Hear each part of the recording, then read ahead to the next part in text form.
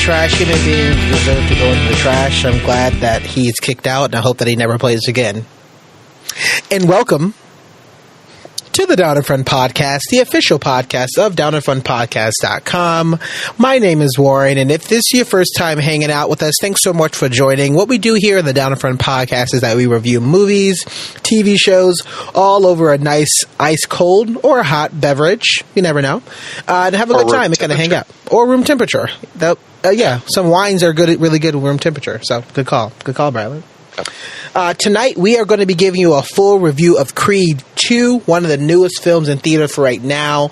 It's actually going to be a sequel, if you haven't caught on, to Creed, starring Michael B. Jordan, Tessa Thompson, and Sylvester Stallone, and a bunch of other great actors and actresses, so I'm actually super excited to get into that. We will be talking about a lot of things on spoilers, so we will let you know when we get into our spoiler section, but for now, I'm going to toss it over to one of my best friends. We became a lot closer this past weekend, but at the same time, we still remain friends. Brylan, how's it going, man? Mouth of the South. What you sipping on and what you been watching? I'm good. Congrats to the UCF Golden Knights for winning the AAC again and being perfect again. Perfect, baby. Y'all did good. Yep. What I'm drinking right now is I decided when I went to the liquor store to use a very mathematical approach to finding a bottle of alcohol tonight, which I call the mocha method, which I would just definitely went through the liquor store and just found the cheapest thing I can find, but the coolest label. So, yeah. And also something that's thematic to tonight's film. So I found this red blend called Dark Horse Double Down. So there's the label right there. Really cool, like horse wine label right there. It says on the back that it is has firm tannin structure combined with notes of lush dark fruit and hints of caramel to create a bold and complex wine that's sure to crush expectations. And after taking a few sips, it is actually, for a $10 bottle of wine, not bad. I could definitely drink this. It's really good. So it will break expectations. I'm digging it. I love that. I love that wine. That was actually one of my favorite ones because I was going on like a $10 bottle. Like, what's the best buy? And I saw that actual bottle, and I was like, "Is that like the Double Down, like the KFC sandwich?" Yeah, it's a bottle of wine between two pieces of chicken. Oh my god, it's so good! I love. No lie, I was a fan of the Double Down. I really enjoyed eating a bunch of Double Down. So. You should bring that sandwich back. I had one Double Down and never had another one ever in my life. Try it once and I don't try it again because I am afraid of failure and disappointment. But what I've been watching recently is I just finished season 2 of Mystery Science Theater 3000, the reboot that's on Netflix. They had 6 episodes this time, and it was still a lot of fun and consistently funny. People like Felicia Day and Jonah Ray actually make the show definitely work, and even though the original cast of Mystery Science Theater 3000 isn't there, that this new group is still keeping that spirit alive, which this would actually be the 30th anniversary of the first season of Mystery Science Theater 3000, which is crazy to think of. But it's actually really cool that they're continuing this very niche genre show that is a lot of fun to watch. So I definitely find that very enjoyable. Okay. I didn't actually try to watch it, so I assumed it was a special and not like the new season. Yeah, they just call the new season The Gauntlet is all. So it's nothing special to how you watch it. It's just like what Jonah's going through and all the robots are going through. Other than that, on Netflix, I watched The Ballad of Buster Scruggs, which is the new Coen Brothers film. And it is the Coen Brothers at their quirkiest. They have a lot of amazing, colorful characters here, but it's also a cool anthology film that they did. So they actually tell 6 stories in the Old West, and they take every single trope of cowboys and Western cinema and turn it on its head in just the most wonderful ways through wordplay and just wonderful actors that just make up these really cool stories. And some of the stories you'll be laughing at. Some of the stories are going to break your heart as well. But overall, it's also beautifully shot. I watched this on my new 4K TV, and wow, it is amazing how beautiful it is. And that's one thing you can always go to the Coen Brothers for, is just amazing cinematography. But shout out to Tim Blake Nelson, making you one of the most interesting characters ever. But I would say, like, the high point for the series is a story called The Meal Ticket that stars Liam Neeson and another guy, and it is beautiful, but it's also very heartbreaking at the same time, and it gets very dark, but it's also wonderful to watch the relationship between these two people trying to survive in the Old West, which is really cool. Nice. I mean, that show is popping up everywhere on Netflix, and I think every time I go there, it's like trying to get me to watch it, and I'm like, not now. I get it. But I'm glad that you actually kind of enjoyed it, especially with the amount of the characters. I feel like it's always kind of creative to see some of these things that's popping up on Netflix. That's cool. Well, as always, it's great to see your face and have you on here. I'm going to toss it over to my other best friend, who beat me in fantasy, so kudos to this guy for his first win of the season. Mocha Mike. Mocha, what's going on, man? What you sipping on tonight, and what else have you been watching? Privet, amigos. What's up, everybody? I want to make it abundantly clear that A, I'm a polyglot, and B, that was not my first win for the season, but also I do have a habit of winning fantasy football matches if I'm going to be a host on that person's podcast the next day. Happened with Dom, and now it happened with you, Warren, so that was poor scheduling on your part.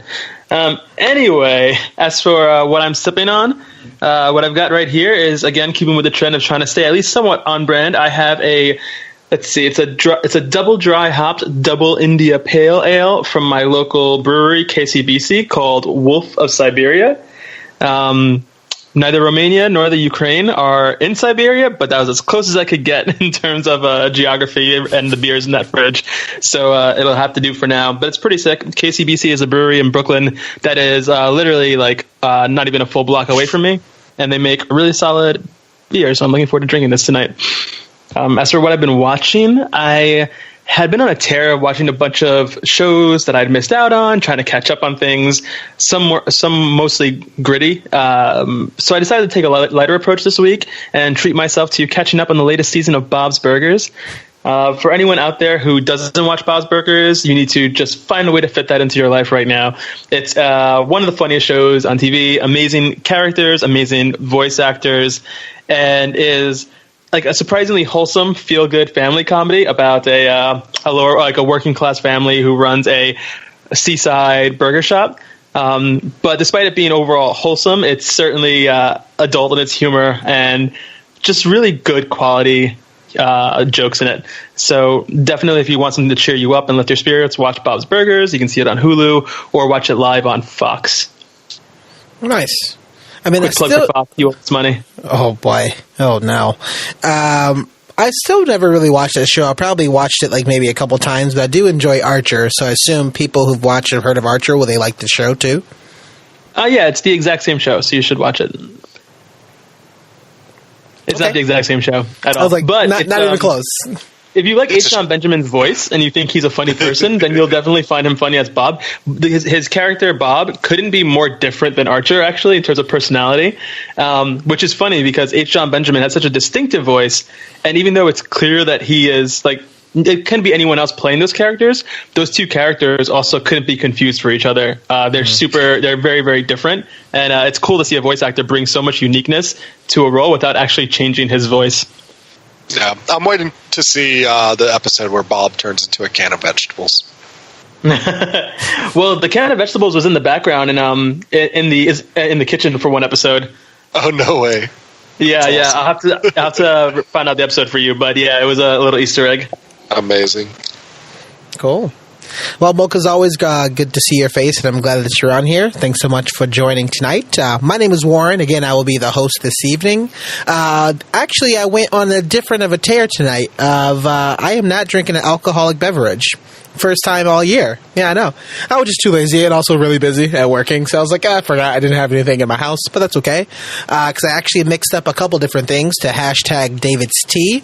As always, I love drinking tea, and I made a bit of a blend, a little tea blend. I have a strawberry rhubarb parfait with some guava cadabra. So nothing about that sentence was masculine. No, not at all. Guava cadabra. Guava cadabra. Accio guava cadabra. I'm not going to talk about my Harry Potter obsession in Wizarding World just yet. But this tea is actually quite delicious. So if you do have a chance to actually mix these up with a little bit of honey, it's absolutely delicious. And what I've been watching, I actually took a chance. Have you guys heard of the show called Forever on Amazon Prime? No. So it's a show called Forever on Amazon Prime. It's a TV series, and it stars and it's been created by Maya Rudolph, and it also has Fred Armisen, and it also have Catherine Keener, and a couple other kind of characters and people that kind of come and go. I don't think this show is for everybody, but at the same time, I feel like everybody should watch this show just to see the character work and the development and how something that kind of feels sort of mundane and plain, how they are amazing performers, amazing actor and actress. It's great to see that I can basically watch them in just about anything.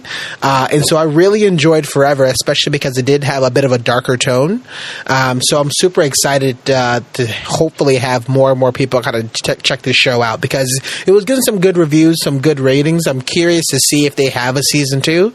But if they don't, and if it's just one season, I'll still be okay with that. So hopefully you guys get a chance to kind of check it out too because it's actually pretty cool. Yeah, what makes it, one thing that I just love about Maya Rudolph, is that she has this uncanny ability to just be amazing in everything that she does. Whenever I hear Maya Rudolph's voice, I don't get excited. I'm always like, oh, Maya Rudolph, she's pretty cool. She was on SNL, and she's one of those interesting actors that I never enjoyed a lot of her SNL stuff, but when she got into movies, she just kills it every single time. I think she may have been one of the only people I enjoyed on SNL for a while. I like the Will Ferrell sketches and a couple other the side people. I also love Fred Armisen. So it was perfect to watch this. I'm like, I love both of these characters. Let me see what else they gotta bring to the stage. And they also have some serious, not as comedic roles, but the comedy was really in the actual dialogue itself and the situations they were put in, and it wasn't these over the top character roles that they usually do. So I really like the show a lot. I'd be curious to see if it does come back. So as we normally would do here, we're going to go ahead and dedicate a couple of sips with our Send a Sip segment, and so I'm going to send it over and says, Brylan, what you got? Who are you sending your sips over to? I am sending a sip over to a podcast that I've been recently getting into called the What Really Happened podcast, hosted by Andrew Jinks. This podcast is also produced by none other than Dwayne "The Rock" Johnson. And this is a really cool podcast. I enjoy storytelling and just people crafting really cool narratives, and they always take a topic and build a really cool story around it. One of the recent episodes was all about the 27 Club, the group of musicians that committed suicide at the age of 27. Then the story actually unfolds into finding out that 27 is probably there's a actually skewed number of people actually commit suicide around the age of 27 overall. And what is it about the age of 27 that causes people to decide that taking their lives is definitely something to do? So it was a really interesting exploration of what that was all about. But also, they'll bring up topics that I may not be totally interested in, but I'm always willing to listen to the story to see how they actually tell it. Like, this week is all about why did Kawhi Leonard go to Toronto? And so, even though I'm not really totally invested in that story and everything, I am interested to see how they actually tell it, which is really cool. So, Andrew Jinks, thank you. I'm sending this up out to you. Thanks, yeah. And everybody, if anybody is interested, we're going to see if we can post their show in the show notes. Hopefully they don't hate us for it because we're giving them more publicity. So thanks so much for a great podcast. Mocha, what you got? So I am sending my sip tonight to that girl from social media. I don't know this girl's name, but here's a little story for anybody who isn't in the know. It's a two-parter. So part one, this girl from social media went on and put out a tweet that went viral, wherein she showed a picture of herself and this girl who she met on a cruise one night when they were little kids. She's now college age and was saying, oh yeah, you know, we became like instant best friends. I never saw her again. Twitter, like, do your thing and help me find this person. And Twitter did its thing. It got retweeted to high heaven, and they found the girl within like 24 hours. And there was a nice little reconnection story about that. Following day, some other girl, aka that girl from social media, goes on and puts a picture of herself and photoshops in Michael B. Jordan and says, I've been looking for this guy who I met like on a cruise like way back in the day. Twitter, do your thing. And so it goes viral because it's just a funny parody. But Michael B. Jordan got word of it and actually sent for this girl to come as his guest to a big party out in LA. And so this girl went from like within a week from posting, like putting a shit post joke about Michael B. Jordan and photoshopping him in to actually meeting the guy and being his date to this gala. So shout out to you, girl. You did the damn thing. I am very proud of you, and Nice. You deserve everything that came out of that night. So many sips to you. Good stuff. I love the confidence to do that. That That's was great. really cool. Yeah, that video of her actually meeting Michael B. Jordan's fantastic. She just flips the hell out. Yeah, seriously. That is great. Cool. So yeah, my sips are going to go to first my boss. Although this dude lost to me, but this guy's great. So he definitely does a lot. So good on you, Avi. Sorry that you could not get into fantasy football playoffs this year. Maybe there's next year, but maybe you can also call Mocha because neither one of you are in the playoffs. And so Not in this league. Not in one league. I'm 2 for 2, baby. I'm 2 for 2. And so the other one I do is that a podcast that I've been trying my hardest not to get addicted to. But if you guys thought my theories were bad for Wizarding World and Harry Potter, you're not even there. Like, I don't even know where I am anymore. It's so bad. But the name of the podcast is called Binge Mode. They go through about maybe 4 or 5 chapters every episode. It's about maybe 90 minutes long and adult theme, but it's also very funny. They do break down a lot of different literary terms, and they also have a couple different theories about everything. So it's actually pretty cool. Thanks so much to Megan Arnold for letting me know about this podcast because I'm pretty sure my life is going to be sucked away for a while. So I'm super excited about that. So thanks so much, and here's a sip to you. All right, so we are pumped and we are ready. This is going to be our spoiler section. So if you have not seen Creed 2, I'd say definitely pause. You're definitely going to want to go watch this movie. I think all of us kind of enjoyed it. It is definitely a feel-good kind of family-oriented movie, so I would definitely suggest go check it out. Pause, come back for a full review in our spoiler section of Creed 2.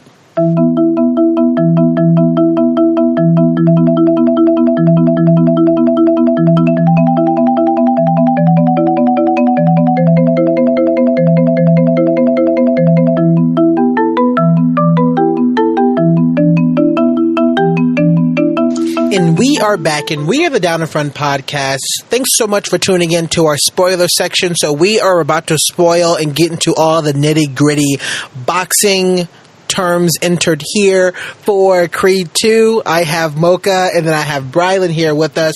So excited. We're going to be actually talking about this in a couple different parts. So this is actually a new director. So director's name is Stephen Capel Jr. This is starring Michael B. Jordan, Sylvester Stallone, Tessa Thompson. So they're all going to be returning for this second sequel of the movie. So it's going to be broken up into acting and characters as we usually do. And then the other section that we're going to talk about is the plot, comparing it to the first movie and if we actually notice any sort of change in directors itself. So I'm curious. I'm going to toss it over to Brylan and says, what do you think about the acting and the characters for Creed 2? So I will just start off by saying one thing that's really surprised me about this movie is that it shouldn't really work based on the material it's trying to feed off of, but it definitely does. And I think one of the big reasons why is Michael B. Jordan. He embodies Adonis Creed and makes him a very believable character that you want to root for.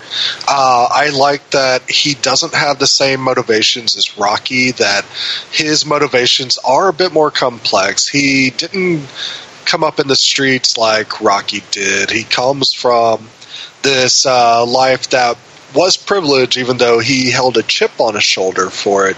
But it gives you a different perspective and doesn't make it a less valued journey for his goal to be a boxer than it is Rocky's. And definitely Rocky was the ultimate underdog when it came out. But Adonis is actually like, his goal is like, let it matter. And it's just more of just, Michael B. Jordan's really good about making his characters be very real and believable and just validating their existence, which I really appreciate. And I also appreciate that, he puts in the work to get ready for a boxing movie. You can see in his physicality that he has muscles that I've never known existed before. So it's actually really cool to say, hey, you actually put in all the work to be a boxer. So, and you definitely make it very believable when you're in the ring or even in the domestic scenes with Bianca. He's also showing like, I'm a new father now at the same time that I just got my ass handed to me. How do I sort this out type of thing. So it's really cool that we don't focus on just the fights, that it's also about growing up and becoming more of a mature man that has a family now that has to take care of more than just himself as well. I like that because I was very nervous when they announced this sequel so quickly. Yeah, me too. And I really enjoyed the first film. I really like. And then when we were going, I'm like sitting in the credits and I saw that it was a different director and it happened so fast. Although Ryan Coogler, we'll talk about this a little bit later. He was still executive producer, I believe, to it. Yeah. I really like the fact that it's a lot of just simplicity with these characters, but they're still complex and they're still relatable. There's a lot of characters that's very complex and very relatable, and they have these kind of layers, and you hear me talk about that a lot in a lot of our reviews. But he also, it was interesting because I was like, okay, so he's already at the top of his game, right? It's curious, like, where do you go from here? And they were able to give us some of these things that he's still kind of seeking for and trying to find identity and really kind of pushing to trying to figure out, exactly what's his objective. And then he figure out he's being a father, so that's dropped on him. So now his entire world, as you said, is turned upside down. So not only he has to figure out what his identity is, but then what's his motivation and like kind of why you're doing it. And I feel like that's something that a lot of people, and we kind of deal with every day, every year, especially coming to the holidays, end of the year, trying to figure out, this is my life now. Is this something I want to do? And it had this undertone of having just a deeper appreciation. We see that on the screen, and I really like the fact that Michael B. Jordan's character Adonis really strived to put that out there. You can see that his pain, and you can see the fact that he's very conflicted. So kudos. This guy's a great performer, great actor. I mean, he didn't come out of nowhere, right? He's been here. He's been in some shit. So we've seen him in Fantastic Four, or at least I have, right? And so I'm like, whoa, I've seen that movie, but he was never bad at everything that I've seen him in so far. So it was actually cool. I'm glad that he's actually kind of doing this again and furthering this character even more. Yeah, and I also love like how they approach his boxing skill as well. Like, he may be Apollo's son, but he's not the just once-in-a-lifetime talent that Apollo was in the original Rocky movies. He is more that workhorse boxer that Rocky is, and that he's undersized. He's got to use his brain. He's got to learn his opponent. He's got to actually find different skills and those weaknesses and exploit them during matches. Like, even when he's up for the championship at the beginning of this movie, it's not a sure bet that he's going to win the championship. People are like, it can go either way. And we definitely see him just get outclassed by more far superior physical boxer when it comes to it, that he has to actually look at finding where's those weak points, where you have a opponent that, for all intents and purposes, doesn't necessarily have any weak points. So how do you exploit them? And it's a really cool journey that his character goes through in this movie. Yeah, I'd be curious to talk about that a little bit. I'll toss it over to Mocha in a moment, but I'd be curious to talk about that a lot. So I want to pin that here, Brylan, because I have some thoughts on that. Mocha, what you got? Well, I was just going to say, following up with what Brian was saying, I think the fact that Adonis's character is scrappy and is somebody who has to work on his skill and his capabilities and his strategic thinking in order to win is what makes the relationship between him and Rocky work on screen.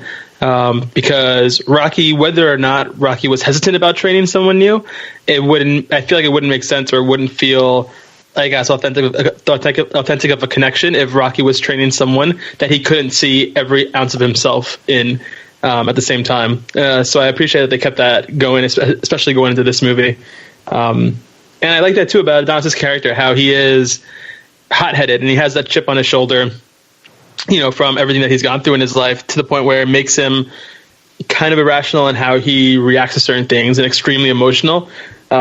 Because that wasn't Rocky either. Like, he definitely got emotional in the movies, but and I mean, correct me if I'm wrong, maybe I'm misremembering, but Rocky wasn't the type of person, or the type of fighter to just blindly charge in because he was angry. So it's a nice while intrinsically they are extremely similar, they have such different approaches to the style they're used to boxing, and I think it just makes it really work, not just on screen, but for anyone who's been a fan of the other Rocky movies. But yeah, as far as acting and the characters go, I mean, this film is just star-studded through and through. Everyone who's in it, coming from the last movie, Tessa Thompson, Felicia Rashad, Sylvester Stallone himself, and then getting back in there with Dolph Lundgren. They're all fantastic actors, and I'll say this, I was really actually pleasantly surprised, because up until last weekend, so like Thanksgiving weekend, I had no interest in seeing this movie. I hadn't watched the first Creed. Boxing movies are movies that I will watch, but I will never go out of my way to watch. And my cousins threw it on because they wanted to watch Creed 1 when we were waiting for Thanksgiving dinner to get cooked. And I was like, all right, this movie's pretty cool. And I was like, well, I already saw that, so I might as well go see Creed 2 this week. So I actually got to see them in really short succession. But because of that, I also wasn't paying attention to any trailers, and I had no idea that Dolph Lundgren and the Dragos were going to be the villains or the counters in this movie. And so when it opened up, and I saw like what seemed pretty clearly like lower income people and like a really great background, I was like, oh, this looks kind of Russian-y.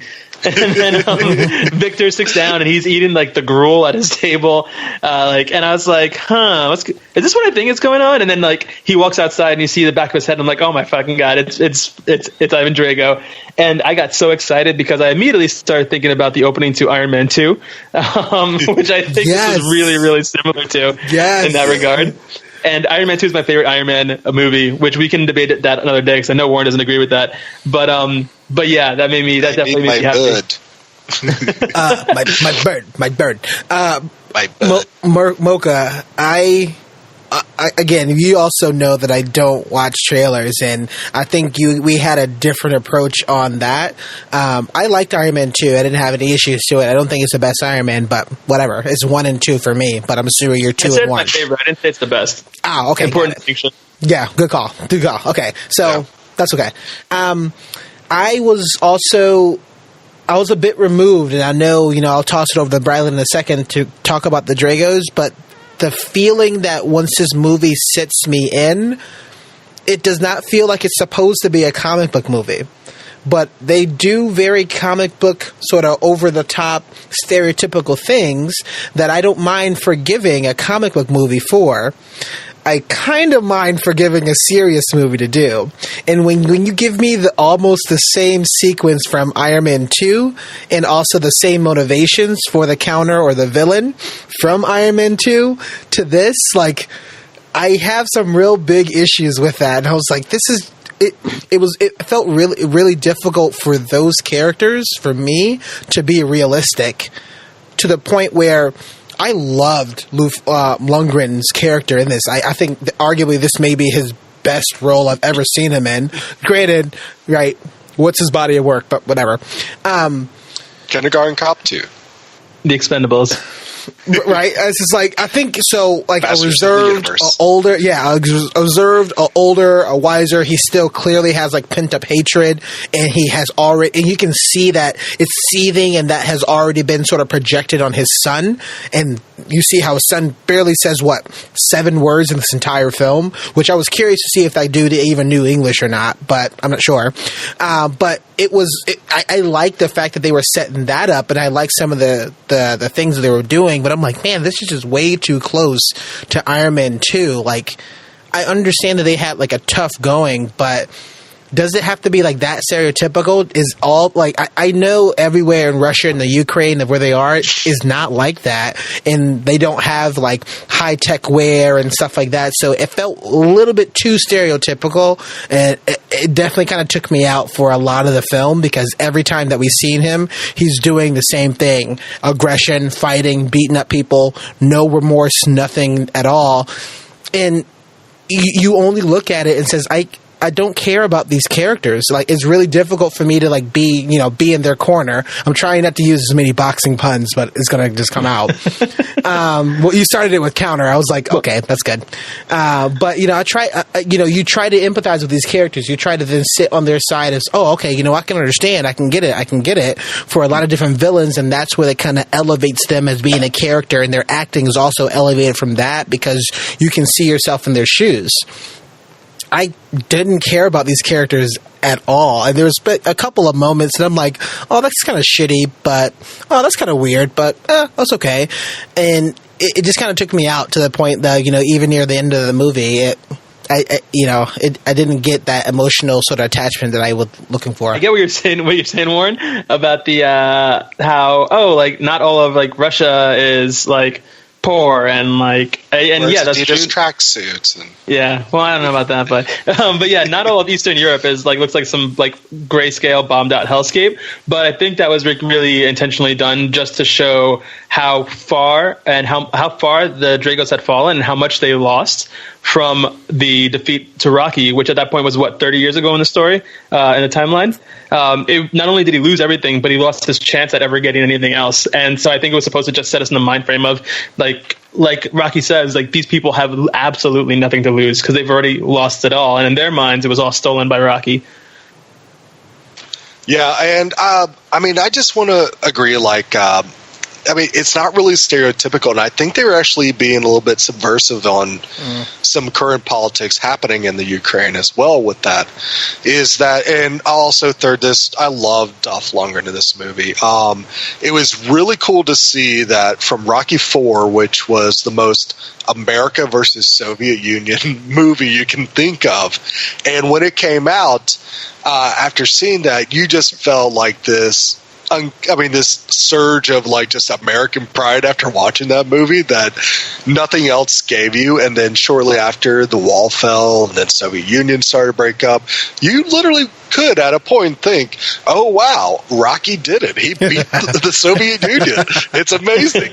And just to see the way they actually created Drago in Rocky IV, where the only thing he ever says in the whole movie is "I must break you," and everything else is showing this great Soviet machine to all the drugs they pump him full of and all the machines they make him punch and everything, to this point where we see the broken Drago, and he actually has a journey through here where that scene where he meets Rocky in his restaurant and everything and sits down and they're just starting talking and being cordial, and Rocky's just like, what are you of all people doing here?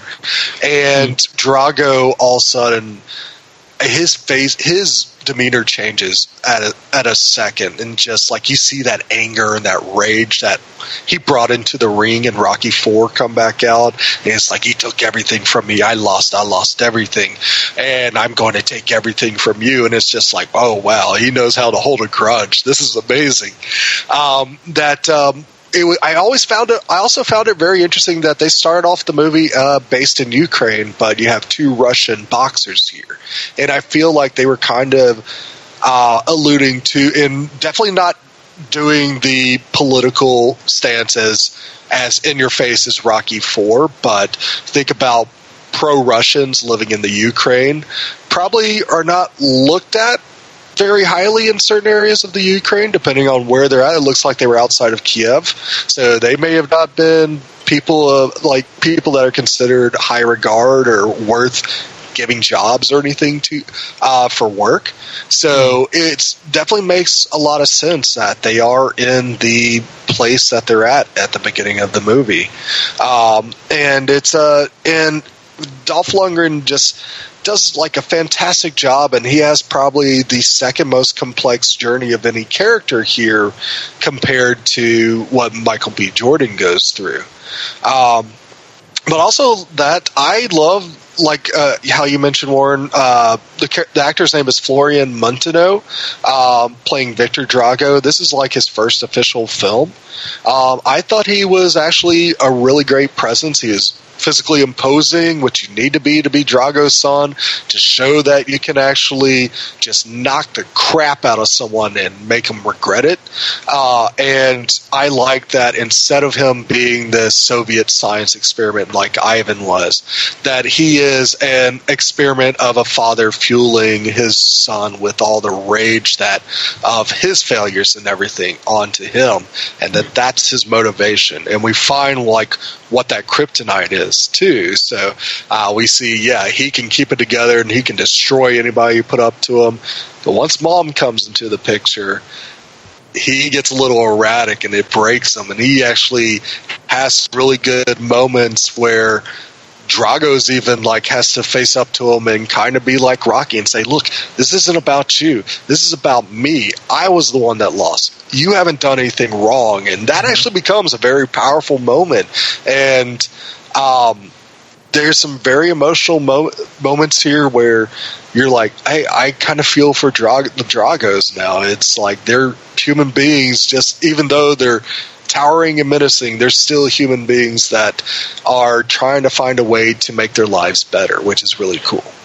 Yeah, I 100% were rooting for the Dragos in this movie. Like I really was. I was in that theater and I was like, you can do it, Victor. But I'll tell you why. But first I want to just like touch on something that you mentioned earlier, Brylan, about that scene in Rocky's restaurant. And one thing that I loved about that scene, there were multiple points in that conversation between the two that I thought were great. One was that, like you mentioned, all of this rage and all of this shame and the being dragged, having his name dragged to the muck and losing his wife and losing all of his money and losing his home and being kicked out of Russia, like all that stuff had been happening completely unbeknownst to Rocky in the U.S. Like that was Ivan's like burden that he was going through.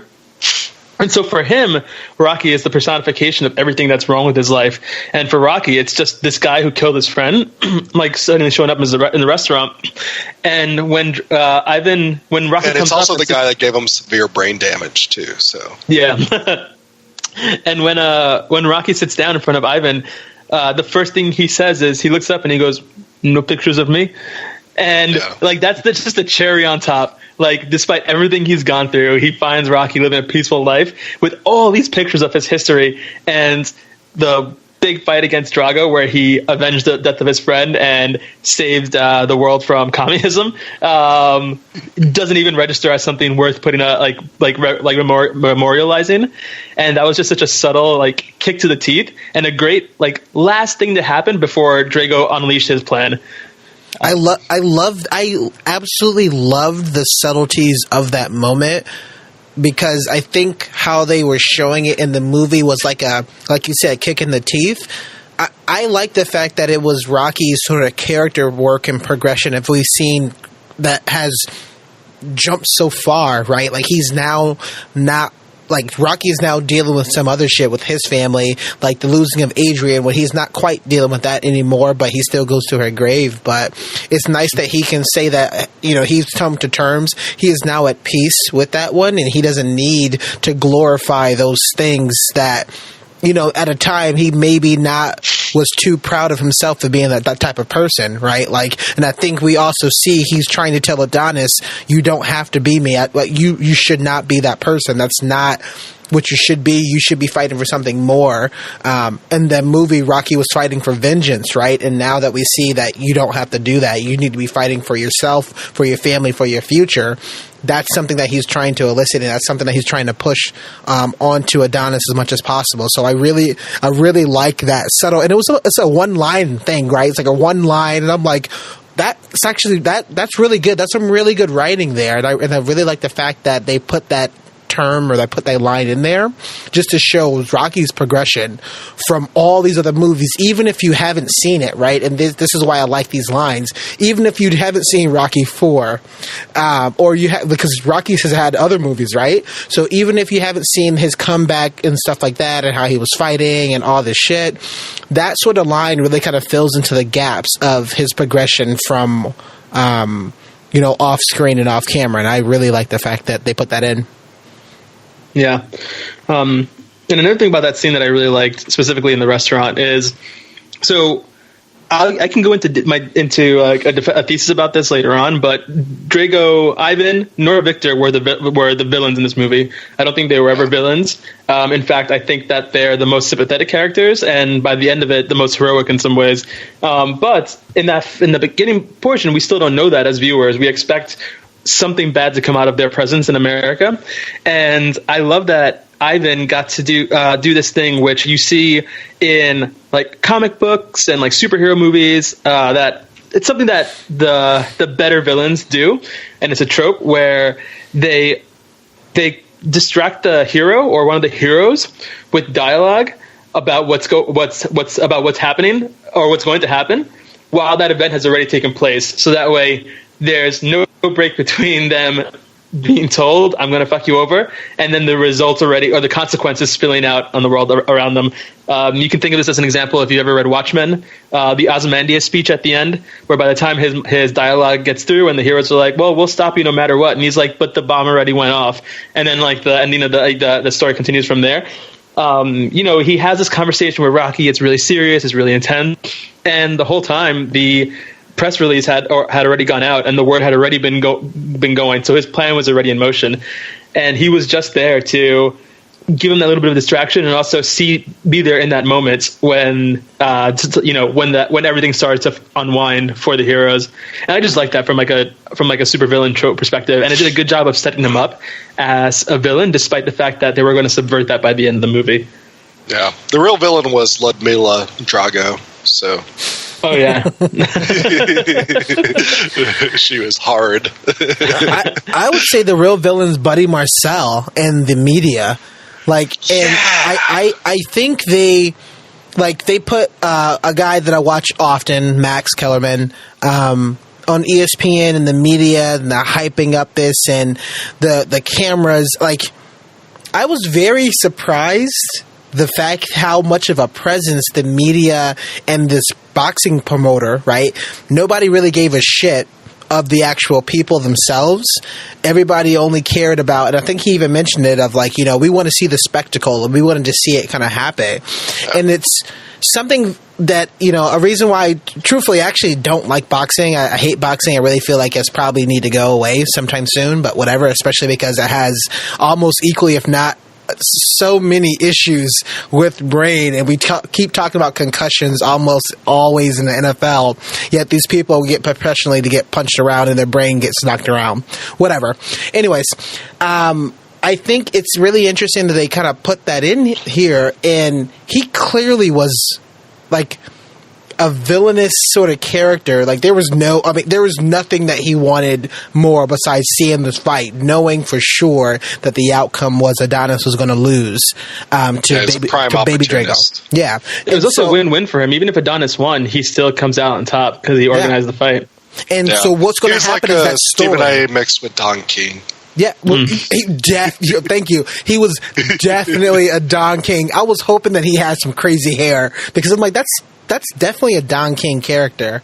So I was curious to see about how they actually kind of situated that in, and how the media sort of exacerbated and really kind of ignited Adonis so much so to kind of defend his honor and how he's weak and how he shouldn't. And that was like playing on the TV, and we didn't see it, but that was playing on the TV, and that only kind of put more fuel in the fire.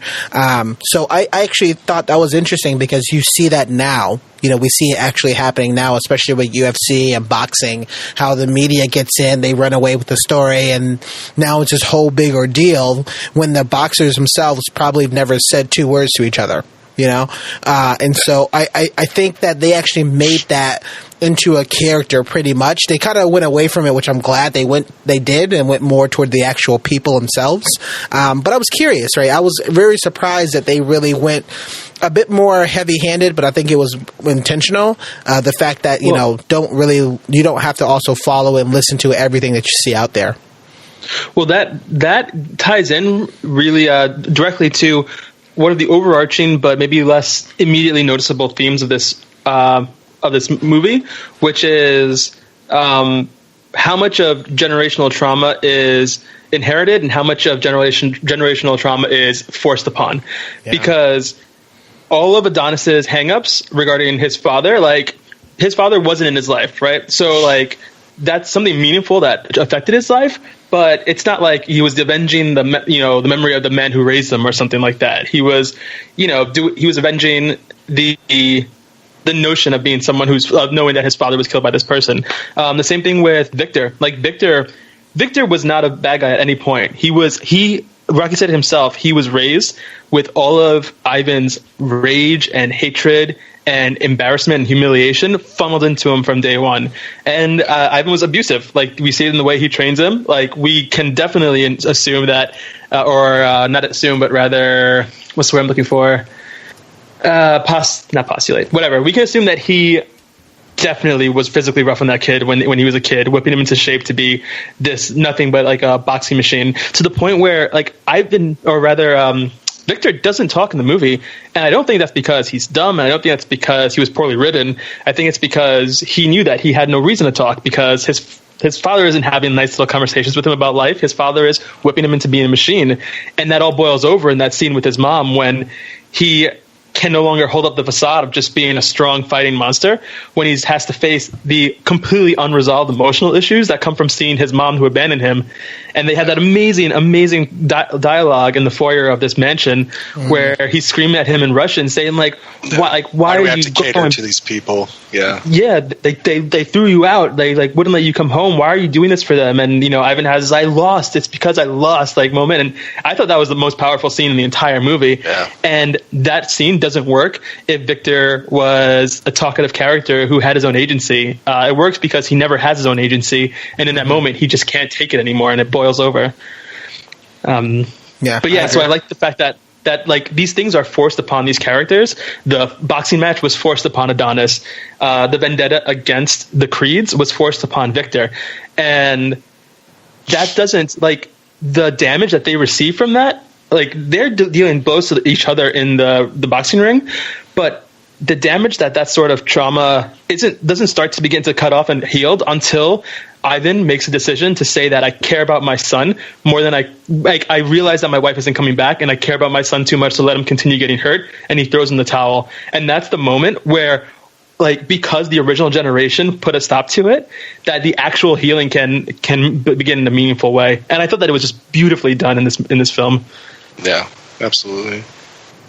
I was really hoping at that time, and I'm going to bring this up a little bit later, is that I kind of wanted Adonis to lose that match at the end, so the healing can begin. But it's like to the point where he gives him a draw, and it's like, hey, we'll have a rematch when like you beat me the first match. I clearly beat you the second match. Let's get disqualified. Let's call it a draw, and we'll stop the fight because you're too hurt. Let's have it another draw so that the next time, right, and they can actually have a relationship together. That's the one thing I really was missing at the apex of this movie, the climax of this movie, and going down is.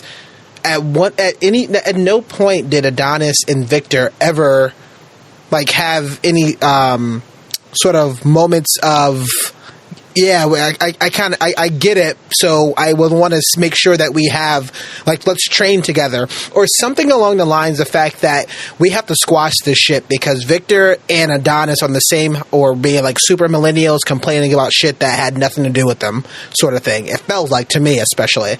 And so when they get into that battle and we get into the fight itself, I kind of wanted a bit more of a resolution between them that, hey, we have to squash this shit for right now, but he's clearly a good boxer. This guy's a good boxer.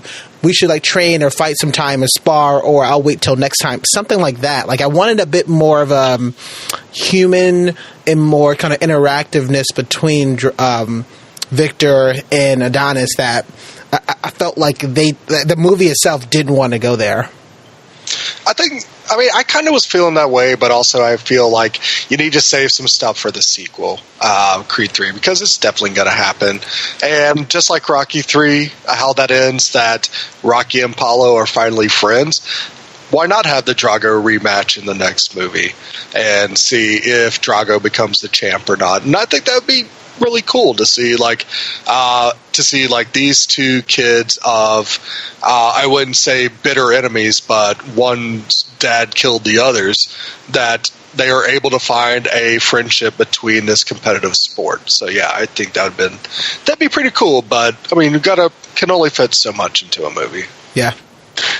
So, Warren, to your point about how you wish that there was some sort of reconciliation between the characters at the end of this movie, I actually read an interview with Dolph Lundgren where he talked about the fact that they filmed a full scene that was cut out of the movie where after the match, Victor and Drago go into the locker room to speak with Adonis and Rocky. And Drago, Ivan has...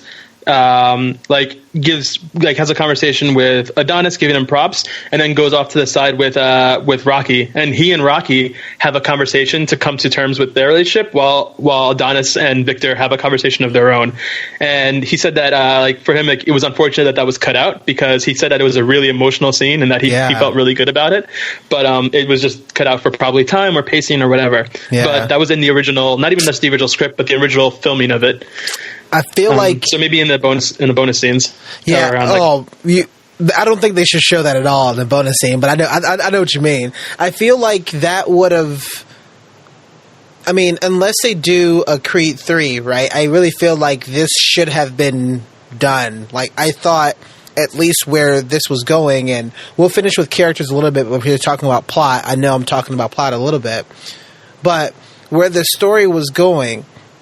Adonis is realizing that there's life after fighting. There's much more things more important than fighting. And we don't see that with... He makes that choice. He's seeing that he's fighting for Bianca. He's fighting for his daughter. He's fighting for himself. He's fighting for his mom. He now has these reasons to fight. I just looked at it to the point where then you don't need to fight anymore. You're at a place that you can easily walk away and you can forfeit the belt to somebody who may be better deserving. So I felt like this was going to be the end, or it should have been, right? And because I didn't get that scene and because I didn't get that reconciliation, I was just if you are going to make a Creed 3, I feel like it's going to be another random person comes in and we see, Drago or we see Victor and Adonis sort of training together. And I'm like, yeah, but I don't know where else we're going to go. Because you already have a family, you're only going to get more and more beat up. I think you already learned your lesson of the emotional appeal that you're already kind of going to, and I think you should call it quits. But who knows? Yeah, Clubber Lang Jr. challenges him to an MMA fight, something like that. Right? Yeah. Did someone say Cloverfield Lane? No, Clubber Lang Jr. I like or Cloverfield Lane. Thunderlips Jr. Who knows? Yeah, just one last thing that comes to mind, or rather that I want to address. what you mentioned earlier about how you think it would have been better if they fought to a draw, or if there wasn't a resolution to that, or maybe if Victor won so that they could have a tiebreaker. I actually think that doesn't work for this movie, because in the first fight, Adonis had no real reason to be in that ring aside from the fact that he was fighting the person who was the son of the person who killed his father, which in and of itself is sort of like a constructed reason to do it. It's not directly an issue between you two. But after that first fight, Adonis had every reason to have to win that next fight because he needed the comeback, not just for his boxing career, but for the sake of his soul. Like, he was broken after that. He spent the majority of the movie, as a person that he never was at any other point in his life, because of how damaging to his body and to his ego that loss to Victor was. So I don't think that he could have walked away with even a draw and been on the right path to continue to become a better champion. I think that he would have remained broken, and I think that it wouldn't have worked as a proper resolution for at least this part of the story. I mean, it's a good call out. Yeah, I'd be curious to see where they go if they do make a trequel of this actual movie. Bradley, what else you got for the acting and the character section? So I just wanted to mention some other great supporting actors. So I think Sly still can embody Rocky like nobody else, and because he is Rocky, and he continues to do a great job of being just that mentor and that voice of conscience and reason that Adonis needs when he's very hot-headed and stubborn. And it's really cool to see them get conflicted where they have to go separate ways in this movie. And it hurts. I love to see just like how Rocky is just hurt, but he is understanding at the same time. When people go their separate ways from him, he doesn't get angry or anything. He's just like, I'm a guy that's lost everything in his life that mattered to me. No matter, and his life was never about his money. It was pretty much about Adrian, and that's why he visits her grave all the time. And once Adrian was gone, life was gone, and he's just kind of here, and it's just kind of holding on by a thread to see if he can help a future generation. He feels like an obligation to Apollo to just look out for Adonis and make sure he's a good kid, and he just does it better than he does this type of thing better than I think most actors are capable of doing. He just has a pulse on what this character should embody, which I really appreciate.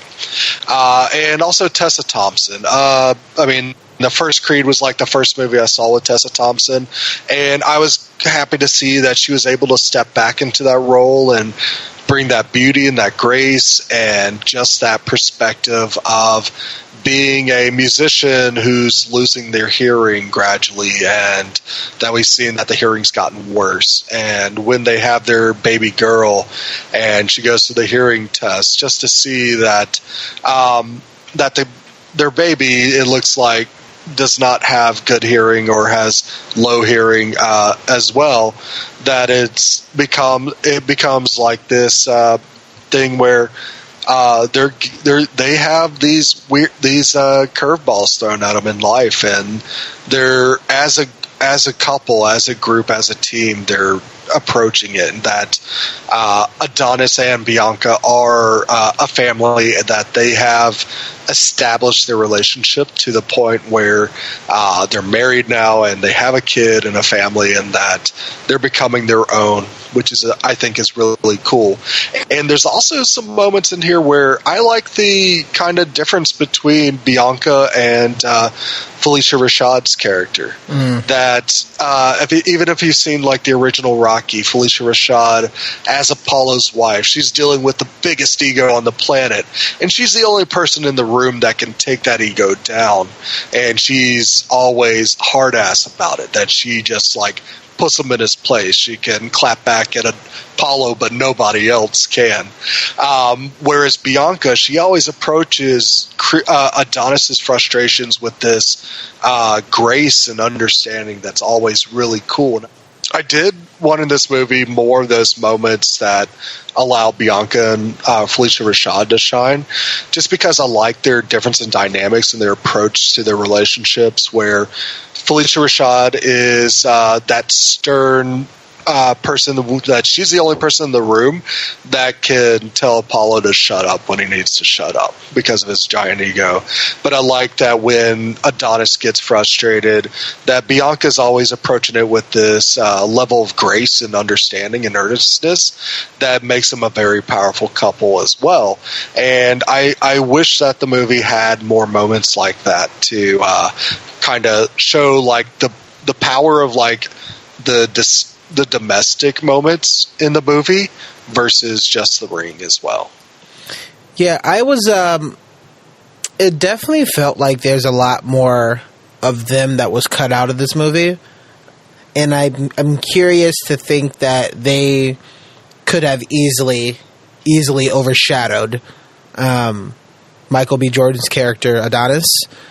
I was very every time that you see Felicia Rashad on there, and she was in like maybe 2 or 3 scenes, right? Like speaking roles, she was stealing the scene, and she didn't even have a lot of dialogue, right? So she easily was stealing the scenes and like absolutely killing it. And I thought it was great, and I love the fact that you had that again. We talked about it, and Mocha brought up the generational because she was there, and she even kind of put him in his place, saying that you don't even think like you're doing this for him or for me. You're doing this for you. And I thought that was a great line that you had to hear in this movie, especially with his mom.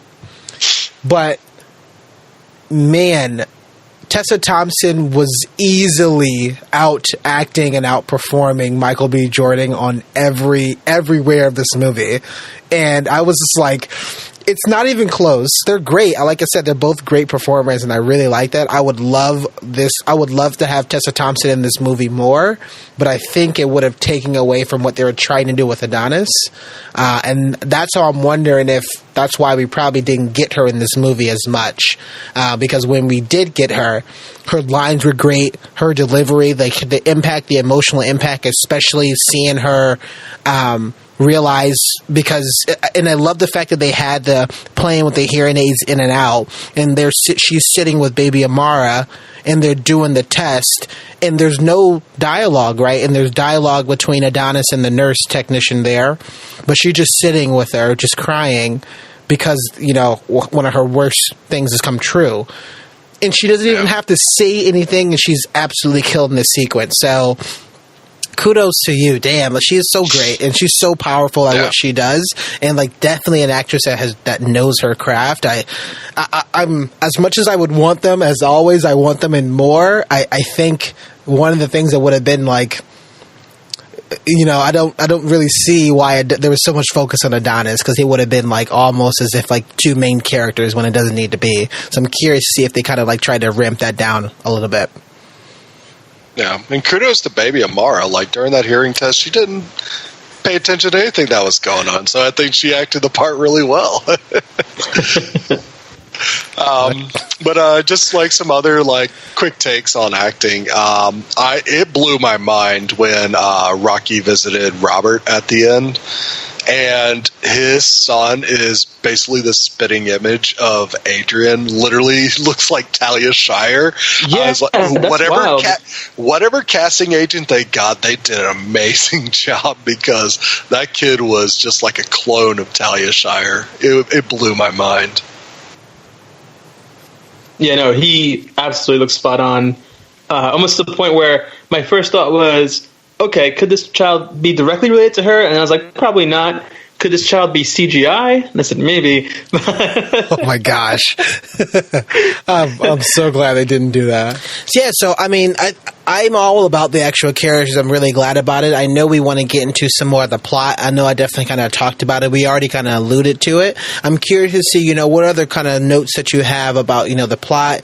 Also comparing to the first movie, and if you feel like the impact of the change in director, if that has an impact on this movie at all. Brylan? Yeah, so I think the director, Stephen Caple Jr., for as much as I've seen, this is like the only thing I've seen of his. I know he's done a couple of independent films. And I wonder if he's kind of someone that Ryan Coogler is mentoring, kind of like how Rocky mentors Adonis. Just because you get like some familiar like pacing and takes that you would see in the original Creed, which I love the original Creed. Not many people can make me cry at a movie, but Ryan Coogler has an uncanny talent that makes me just cry tears whenever I see one of his films, just because he packs them full of emotion and he's able to generate these really intense and heartfelt moments at the right time. And I think that's kind of what's sort of missing from this movie, that you do have some really cool action, you do have some really cool intense moments. I think probably the most emotional moment was, like Mocha mentioned earlier, was that talk that Ivan and Victor have at the dinner after they see Ludmilla come in, and that's probably like the most emotional thing when Drago says like, it's because I lost. And that still is very emotional, definitely very moving. Just doesn't hit you the same as when in the original Creed, at the corner of the ring, Adonis is getting beat, and then Rocky tells him, I love you. And that just destroyed me when that happened in Creed. But you still have a very solid paced boxing film, sports film that's full of great drama and also great action. And I think one thing that actually works really well in this movie is that they actually pay homage to Rocky IV and the original Rocky movies by all these things, with this journey of getting beat down and having to retrain yourself, and sports montages everywhere. And even though sports montages could be ridiculous, and if you look back at Rocky IV, there's so many montages that even during one of Rocky's montage, he has a dream of a montage of him working out with Apollo. It's amazing that it didn't really get to the cheesy moments that it actually works in. You feel energized by these montages and everything. I love watching them and everything. Just seeing the difference where in Rocky IV, we were seeing Drago use all this Soviet science experiment stuff to train for this match with Rocky, and Rocky's in a hut punching frozen meat or ducking between different logs and chasing deer in the forest, and in Russia running up a mountain and just conquering the nature of Siberia before he actually goes and fights Ivan Drago. And then with this, we kind of get a similarity where Adonis is pulled into the middle of the desert in this Mad Max looking boxing gym that hell, I would love to have it in my backyard if I could. There's like punch tires, hammer the ground until you can't hammer it anymore. Just like this gritty, like just visceral action that you get into with the montages, I think is enjoyable and it's fun. And I think that Stephen Caple Jr., he definitely probably listened to a lot of like the points that Coogler gave him and kind of modeled what he was going for after it. But it is definitely a little bit more, I wouldn't say lighthearted, but definitely is more formulaic than what Creed was as well. I do like that how the boxing matches were choreographed. I felt every single punch that was happening in those rings. So everything felt very real. You could see the action very clearly. It felt like really good filmed boxing match that was happening on. Even if the final match got a little bit Hollywood, where we see Ludmilla walk out with her husband at the end, and we see it cut to Victor slowly looking. He's like, "Mama, no."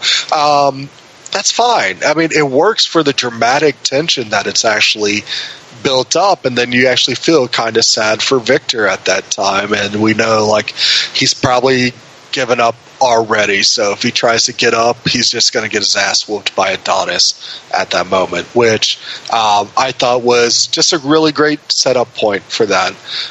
Even taking the moments to just like see it at the moment where Adonis gets his ribs cracked for the first time, just hearing that crunch and just seeing where he hit him, or just taking that left hook that Victor has and just seeing his head just get whipped like almost 360 from that. It's amazing, and it feels great to watch that action happen, which I enjoyed every minute of that. Yeah, I mean, so, the only a couple of things I'm going to kind of talk about is, you actually mentioned it. You felt like it was more formulaic, whereas, I kind of alluded to it before that I was so surprised they came out with this movie so soon, because it felt like it was just getting for a cash grab, because Michael B. Jordan, it was in the literal biggest movie ever for Marvel in February. And, I understand that it could have already been in development beforehand, but it did feel a bit rushed that they just wanted to have like this set formula, a story that was like you knew what was going to happen in the end of the movie. And I was sitting in the movie really hoping that, hey, surprise me, give me something a little different. Like I want to see something different in this Rocky film. This is now number 6, right? Or 7? This is the 8th. I think it's like 8, right? Yeah.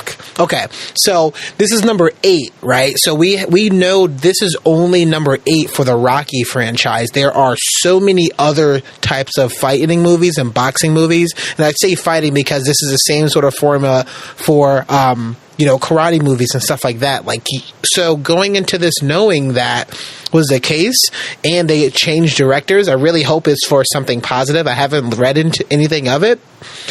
I really hope that it's something like that, and not they're just pulling in, they couldn't get Ryan Coogler. He didn't want to do this, so they got somebody else, and they kind of pulled some stuff that they see from Creed 1 and said, okay, let's like put some stuff on the side and let's kind of fill it up. Let's fluff it up with a little bit of some sideness, and let's make a new movie. And the feeling I got from this one was more of a cash grab because of that, and it wasn't like its own story, and it couldn't kind of stand on its own sort of legs because it was really treading so much from the emotional impact that we have from the previous one. And I found that be a bit problematic with the actual movie itself, even to the point where, and you knew, like, I mean, come on. Everybody knew we were going to get a montage, and I know that I was like, okay, let's see how jacked this dude is. Oh, this dude is really jacked. Okay, it's kind of like 300. All right, cool. Like, the dude is super jacked, and it was great, and I'm definitely not knocking on that at all.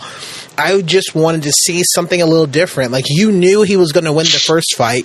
You knew at some point he couldn't lose the second fight because he had to fight him again. So you knew it was going to be a draw, and you knew that he was going to win the third fight.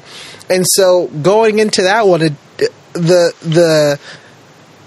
the stuff in between, it's like spoiler, right? It's like, I already know this. I already saw this trailer 7 times before. I know what's going to happen. So I really need to focus on, if you're not going to give me something new in the fights, and I definitely think, the technology and the choreography in this fight was absolutely stunning and amazing. One of the best I've ever seen in an actual movie. But that's a fight choreography, right? I like the training. They actually did a lot of things that was specific, even to the point where something a little bit of a nod to his knuckles were cut up and bloody that he has to put in an ice bath. Like, there are things that they're putting in this actual movie that are very specific, and I was really glad they did that. But if you're going to give me the same things I've seen in this Act 1, Act 2, Act 3, right, I need to have something a little different in between, and I need you to, at least try to break that formula just a little bit, just so that it doesn't feel like it's the same movie I've seen already. Yeah, but when Ryan Coogler makes that Black Panther money, he can do whatever he wants. But some of the other things that I appreciated that they kind of got from Rocky IV and then just modernized it was also the music. So the music was very reminiscent of a lot of Rocky movies, but I love that Adonis finally got his own theme, where Rocky, we know Gonna Fly now is considered like the Rocky theme, that he now has this fighting harder song that I felt actually pulled from that song the best way possible and made it just as cool. So I actually really enjoyed that as well. And then also the ring entrances that they actually made for Adonis were badass, especially the last one when Tessa Thompson is just singing her song, and I liked her like electronic R&B stint that she had, that she's leading it in. You see those blue triangles just lead up to the ring. I thought that was awesome, but also like Drago's where it's just fire in Russia, which is really cool. Yeah. Yeah, I'm looking at the soundtrack for right now. I really like the fact that they call it Creed 2 soundtrack, the album. And so, like, they have a lot of songs, and this is just on Spotify, but there was a lot of songs, there was a lot of hip-hop sort of elements that they kind of put in this. That's a lot. Again, much like it was in Creed 1, but I felt like they also had like a more a fresh approach in like newer music that's actually on the radio and like out and popular now. So I'm glad they actually kind of put that into the actual movie. That was pretty cool. Yeah, I mean, and the only other thing that I'll say about the plot is I was hoping, and I'm not going to be a Rob and talk about putting on this tinfoil theory, but I was really hoping when this movie began, did anybody else think that Rocky was dead? No. Okay. No. So the first time because he did die at the end of Creed 1. I know. Yeah. I'm aware. I'm very aware of that. But the first shot of this movie, when he's getting ready and prepared of he's like looking at it, and it's a weird shot because we have a profile view of Adonis and you see Rocky in the mirror and he's like in the back. Yeah. I was like, is Rocky dead? And he hasn't he hasn't come to terms with that yet, or that's his inner coach, his like inner monologue is like Rocky kind of teaching and training him. Is that possible? They killed Rocky off screen? And I know we've seen Rocky interact with characters, but I was still thinking in my head like, this movie will be absolutely nuts if Rocky did also happen to die off screen, but still was there. Spoiler alert, like Gravity, right? I think that would have been like actually kind of a pretty cool, like a way to kind of differentiate it up a little bit. But I was taking crazy pills on that one. I mean, I was thinking about that as well, like that Adonis would have to be talking to his conscience the whole time during the movie, because that is interesting setup of how he actually comes in. It's just like out of focus and then focuses in. And it's like, did Rocky just apparate into this room?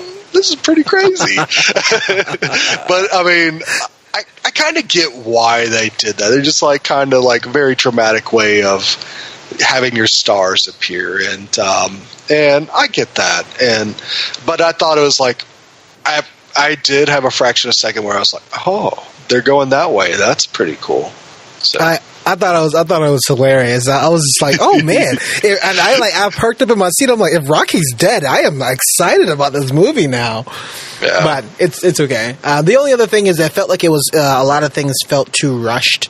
Even with the whole training montage, the baby sequences, and the fact that there was an interesting take that it was curious at this point if Adonis wasn't signing. I was actually pretty curious about that, and I was like, but I know like Bianca was signing, and he kind of understands some things, but at any point we've never seen Adonis sign in the movie. So I was curious of if we're ever going to see that, and especially because she was taking her hearing aids on and off, and I'm glad they had pretty good continuity with those being on and off and what she can hear and she can't hear. Even for the marriage proposal, I thought that was great. The proposal was fantastic. Yeah, I thought that was great. It was like it was like very like comedic, but it was also like I like how it was shot. It was really nicely shot. So I was curious about that, especially when Rocky asked, are you going to love her or are you not going to love her? He's like, of course I'm going going to love her, talking about his daughter if she were going to be deaf or hard of hearing. And so it was interesting about that they didn't actually kind of explore a bit of that a little bit more. Now, granted, this movie is already, maybe around 2 hours long, so I get that, but I definitely felt like I needed a bit more from him to embracing, Bianca in his life. Not saying that he has to sign all the time, but you didn't see him sign at all. I wanted to see something a bit more of even him doing it, maybe with his daughter, near the end, and not just look at, having an ear implant that's going to help them hear. So, because sometimes, even in the movie itself, I thought that was going to be a plot point, because she was like, it was like, had like a high frequency, and I thought it was going to stop working for a moment, but it didn't come back, and I was like, okay, that was weird, but all right. Mocha, what you got? Yeah, this movie was... Overall, I think it was a really good continuation of Adonis's character. The conflict in it was real, and I think this is a big issue with boxing movies, specifically Rocky cinematic universe boxing movies, is giving your character some sort of conflict outside of just the next match itself. And this movie was definitely driven by the series of fights that Adonis had to go through, but the things that were going on between them was more than that. It was about Adonis learning what it feels like to not just lose, but to lose completely, which hadn't happened to him prior. It was about him like putting together the pieces of ego and pride that were completely shattered in the ring during his first match against Victor, and putting it back together in a different way, so that way he came out a better man and a better husband and potential future father. And I think that was really the core of what was good about this movie. The boxing matches were very cool looking, and the fight choreography was fantastic. And I honestly don't even know how you begin to act punching someone in the face that hard and having it look so realistic and so well shot. I have no clue, but it looked great. But the real meat of this movie is for Adonis's character, is the in-between times, the times where it's quiet and he's not fighting, which means that he doesn't have an easy answer and he has to figure things out. And I appreciate that it wasn't an easy answer, and I appreciate that it wasn't just somebody giving him a pep talk and then he comes back to himself. That it really was, as I think it was Felicia Rashad's character, maybe it was her, or maybe it was Rocky, but one of them said this is something that he has to pull himself out of. He has to do it. He has to find his way back out to the rest of us on his own. And so it was cool to see them follow that theme along. It was also really cool to have a change up in having the Dragos be the underdogs. Like I mentioned earlier, they weren't villains. They may have started out in at least Ivan was villainous, but Victor wasn't. And the fact that they were underdogs in such an extreme way just was really cool from a boxing movie perspective.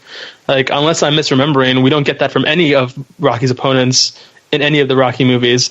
None of them are up and comers that are really struggling from the bottom to get up to where he is. They're all people that that are already in high places in their careers that he has to then hurdle to get to the next point in his career. So I love the fact that they showed that somebody can come from nothing and still be a challenger, even if they're not the hero. Coming off of just catching up on Luke Cage season 2 a few weeks ago, they had that whole recurring theme of the man on top of the hill, and how for the man on top of for the man at the bottom of the hill, all he has to do is get to the top and do whatever he can to knock him down. And I definitely felt that theme as a reoccurring element in this movie. And that also brings to point something that I wanted to mention earlier, but this is just as good a time to say it. It's hard to make a boxing movie, especially when it's a continuation of a franchise where things feel fresh and feel different. Because as Warren was saying earlier, at the end of the day, it's going to follow a certain structure. And you can move the pieces around as much as you'd like, but it's still more or less the same kind of story being told. And what I like about this movie is that the reason why it broke out of that mold even a little bit, even though Adonis still had a similar track or path for the hero character, but the movie felt different because they expanded laterally.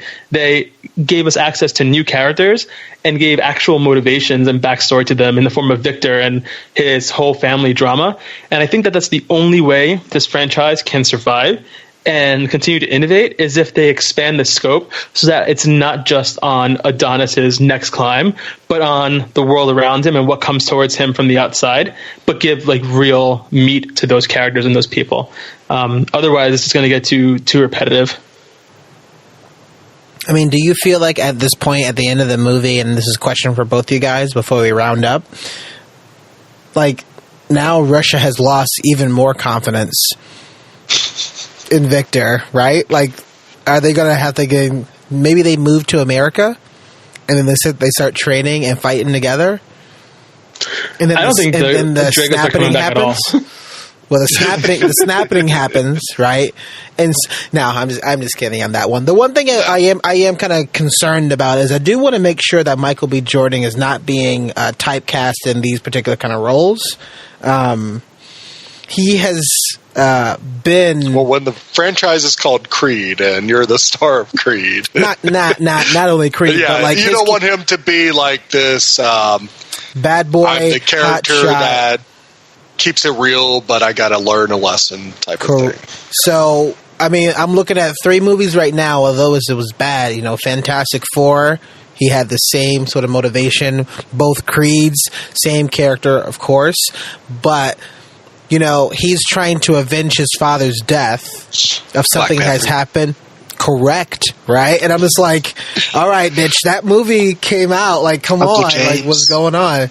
So I just want to make sure that he's not getting typecasted in these actual roles. I mean, we've seen Tessa Thompson be everywhere and has done everything, and I think it has been absolutely great that she has such range. I just want to make sure that Michael B. Jordan can get that range, especially because, I mean, we've seen, like, now to the point where, especially this day, like, a lot of black actors have a lot of different other range. And, you know, we can take a look at, you know, Daniel Kaluuya has tons of range, right? He's been in the bunch of Ali. Exactly. So I do want to make sure, like, a lot of his roles I'm seeing, he's 31, so the guy's super young. I just want to make sure, like, he's probably going to be in a lot of these roles that we've seen. Chadwick Boseman has acted and done a lot of the same roles. I love him as an actor, but he's done a lot of similar roles. So I just want to make sure that they don't kind of keep sticking him in that same thing of, oh, this young buck got to learn something, but brings a new perspective to it. Are you saying Jackie Robinson is T'Challa? Did he play Jackie Robinson? Yeah. In 42. All right, I looked at it. I get him mixed up. So I get Chadwick Boseman mixed up with shit. I get him mixed up with another actor that I was like, man, you guys are just going through and playing every famous black dude in history, aren't you? Pretty much. All right, do you, bro? Do you? All right. So, what's our lasting thoughts? So, lasting thoughts that we do have for Creed 2. Brylan, what you got for me? I think this is a very enjoyable sequel to an amazing film. Definitely a sequel that is better than it should be, given its pedigree and the Rocky movie they decided to make this a sequel of. It's really cool to see how they modernized a lot of this Rocky IV that was heavily jingoistic, heavily about America versus Soviet Union, and then they actually took all that away and still kept like the really cool action things about Rocky IV, but then built a more realistic, rational story around it. So I really love that moment. I can't wait for Creed 3, where Adonis will box the Big Show, or he'll probably box Brock Lesnar, who knows. It'll be very amazing and probably just as cheesy as Rocky 3 if they do it. Oh my gosh. I really hope they don't like have him box a robot or something. He's stupid. Mocha, what you got? There was a robot in Rocky IV, so anything's possible. Yeah, I think that Creed 2 was a good movie. I don't think it was a better movie than Creed 1. That's not saying anything negative about Creed 2 in that regard. They're both good, but I think Creed was just better and like a better first-time experience in watching it. However, I also think that Creed 2 was a perfect place to stop Adonis' story. I really think that like the revolution that we got from his character, coming back from being broken, the maturity he achieved, the fact that it ends with him cementing his place as champion, not just having the belt, and then also being able to start his family, having avenged his father's death. Like, all these things, these loose ends for his character were tied up perfectly here, and I think that should be the end for his character. Now, I'm also not dumb, and I understand how Hollywood works, and this movie has been successful for its opening weekend and will continue to bring in money, which means we're going to get a Creed 3. However, I'm not interested in that movie unless it's a flash forward to see Amara's fighting career. I want to see Amara Creed doing her thing like 17 or 19 years in the future. I don't know how old you have to be a professional boxer. 18? So, I don't know, some age. Anyway, that's what I think regarding this film. Also, if, like Warren, you haven't seen enough of Michael B. Jordan's range, air quotes, I suggest you go back and take a look at the first few seasons of The Wire and watch him as a little kid playing Wallace over in Baltimore, because that was a solid role for him as a kid actor. And if you haven't seen The Wire, then you need to. I need to. That's another very similar role, though, from Black Panther. Not Creed. That's another similar role from Black Panther. It's so different. Like, yeah, he's a poor kid in the hood, but like those two characters have a very different trajectory in their life. Well, does he say "Hey, Auntie" in The Wire? Yeah, he probably does. Nah. So it's going to be much more of like the echoing. You know, I felt like this was a good sequel. Definitely not better than the first one. I know we were talking about comparing. I was really hoping for something different. I can already feel like they're going to come out with a Creed 2, that they're going to change it up, but who knows? What's that going to be, that big sort of grab? I really don't want to see his family boxing. I think that'll be kind of interesting, especially if their daughter is deaf or hard of hearing. Of her boxing, I think this is going to be an absolute mess. But we never know. I would really like to see if this franchise is like now done, and that'll be great, and it'll be cool to see if Rocky goes and starts training with Victor. If that's going to be the next step, if we see that, I think it'll be pretty cool. But kind of let the Creed story go, and maybe go Rocky Legacy or something like that, right? The next name of it. But Sylvester Stallone, you also got to stop making these movies, man. Like, I know these getting you a lot of money, but come on, like, I'm good to see you. But I think it's an enjoyable movie. I think people are going to like it. I don't think, we call a lot of movies popcorn flicks. I don't think it's a popcorn flick. I know it's definitely better than that. It has a lot of stuff, a lot of good detail that I think a lot of people need to watch the movie for. But it's probably still falls flat, and like Brylan said, a bit more formulaic. And I just have some issues with that. And with that, thanks so much for joining us. We are the Down in Front Podcast, hanging out with you, as always, for our review of her Creed 2. Brylan, where can people find more of your work on the interwebs? You can find me posting random thoughts on social media, but only once I actually walk up to my computer with a bunch of flames coming out of the sky do I actually post something at Bryland, BRILUND. You can also find my mini movie reviews on Instagram at I am Bryland. I've recently posted one for I was about to say The Legend of Bagger Vance, but no, it's the that's a great movie. The Ballad of Buster Scruggs, and also The Girl in the Spider's Web. So you'll definitely check out those mini reviews. And also, just want to let you know that the Down in Front Gamescast take a little bit of a hiatus. We're going to kind of rethink this Twitch approach, see if we can design something, make it look cooler, look sexier, and see if we can make it a little bit more thematic across certain things. So definitely love still playing games, but got to take a little bit of break and just revision what this is going to be about. Nice. I like that word, revision. Revision. Revision. Perfect. Mocha, where can people find more of your work on the interwebs? You can find me on Twitter, breaking my enemies, at Mocha Mike LI, as the Lord intended. Unfortunately, you cannot find me at Mocha Mike. The person who owns that username is hiding in Crimea and is outside of my jurisdiction. So until then, it's Mocha Mike LI. You can also find me on Instagram at Mocha Mike, where I post some of my photography work, and on medium.com at Mocha Mike. However, you cannot find me on Tumblr. Now that they've officially removed porn from their platform, I have absolutely no reason to be there, so you can find me at the other aforementioned social media sites instead. We got 2 weeks, bro. We're good. We got 2 weeks. Oh, man. Get it while you can. I can tell you exactly what I'm going to do with those 2 weeks. And it ain't wrapping presents. We have the Down in Front podcast. Check out more of our work at downinfrontpodcast.com. You'll be able to see our current episodes, our video teasers, along with all their previous works. We have the Gamecast information, and we have partners information there. There you can find more of our work, like their Friends with Blends, a side sort of wine sort of blog that we end up kind of doing, along with my new span with our fellow co-host Michael Blewett.